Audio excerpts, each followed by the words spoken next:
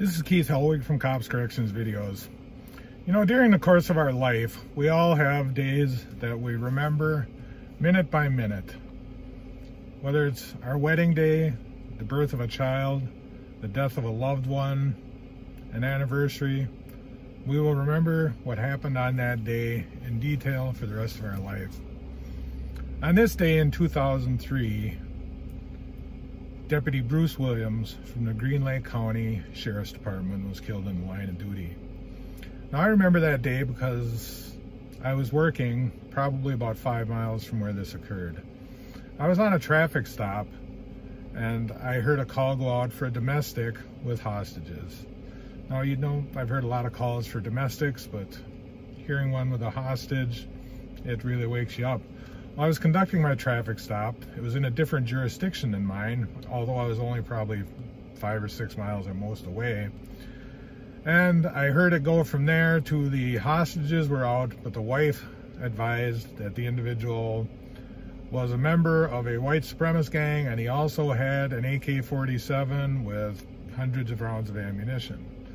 So right away, you know, the hackles on the back of your neck stand up. Well, Deputy Williams was Green Lake County Deputy number 52, or 42, I'm sorry.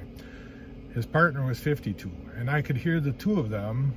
They were the only deputies on duty in a small county at that time, coordinating their arrival at the apartment. Well, Deputy 42, Bruce Williams, got there first. And I heard him announce that he was there, and I heard 52 announced that he was going to be there in just a minute or so. Well, about a minute went by and I heard the words that no officer ever wants to hear. The words, shots fired, officer down. Well, what happened was the individual had allowed his wife and children to go. When Deputy Williams arrived, the wife and children started running towards his car. Deputy Williams got out of his car and he noticed the individual standing on the balcony of a second floor apartment with an AK-47. At that time, Green Lake County deputies kept their assault rifles in the trunk, and when Deputy Williams stood up, the individual shot him numerous times with an AK-47. Now, I could hear all this happening, but under Wisconsin mutual aid policy, I wasn't allowed to respond to the scene unless requested because it was a different jurisdiction. I did get called to the scene a couple hours later, and once I got there, they were assembling a SWAT team. Well, this is a small county, so their SWAT team is comprised of officers from various agencies throughout the county, and they were trying to get their SWAT team together. Well, while this was going on, the subject was firing rounds from his AK-47 through the apartment building across the street from him. Later that night, they announced that Deputy Williams had died, and you could just feel a curtain being drawn across the room as they announced his death. Now, I knew about his death a little earlier than most. When they brought the squad car in, after they got his squad car out of the scene, they brought it in and they asked me if I'd keep an eye on it until one of their investigators was able to take a look at it. And I could see the car was shot up and there were blood stains, and one of the EMTs at one point came up to me and asked me if I wanted something to eat or drink, and I asked her how Deputy Williams was doing. Now, I didn't know Deputy Williams personally.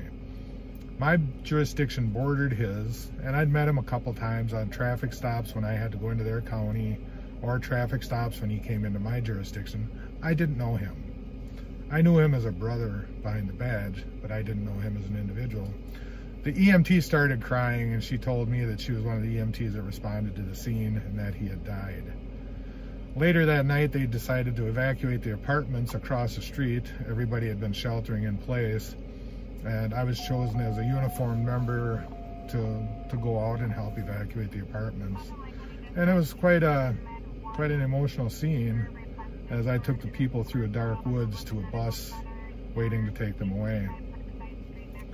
I'd been to other police officers' funerals. When I went to Deputy Williams' funeral, I don't think that there were very many officers that had dry eyes as they drove into the small town of Berlin, Wisconsin. Deputy Williams' wife was a school teacher in Berlin, Wisconsin, and his children lived in Berlin, Wisconsin. Along every street, there were people holding up signs saying, "Thank you, Deputy Williams." There were school children.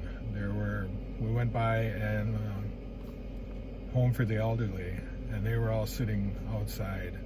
I recall an individual who was wearing an American Legion uniform, standing, holding a salute as the entire procession of squad cars went by. This was to honor Deputy Williams. Like I said, I didn't know him personally. I knew him professionally. He was a good man. He was a good officer. His community and his department lost a great man. His family lost a great man. We read in the papers this last week that there were 12 officers shot in the line of duty. I think 5 or 6 were killed in the line of duty. We need to remember the departments they leave behind, the wives they leave behind, the husbands they leave behind, the significant others, their children, aunts, uncles. The death of a community, of an officer, affects not only the community, but it affects law enforcement as a whole. So today, on the anniversary of Deputy Williams' death, I want you to remember him. I want you to honor him. Every day when you hear of an officer's death in the line of duty, I want you to remember them and honor them. Until next time, this is Keith Helwig from Cops Corrections Videos. Stay safe and watch your back.